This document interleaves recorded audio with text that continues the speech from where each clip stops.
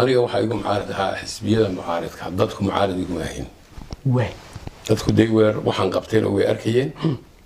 halkaan u socdana way arkayeen Somaliland doorashooyinka ka sameeyay waxay suura galiyeen inay Somaliland ku iibsanto markii labada doorashaha hore aan qabtay baarlamaanka Ingiriiska conservative iyo labour-ka iyo ku hambalyeynaya dimuqraadiyadda aan sameynay wadankeena yimaadeen 13 xildhibaan oo ka socda way anigana waxa lagu martaqaaday Ingiriiska waxaan ka hadlay baarlamaanka Ingiriiska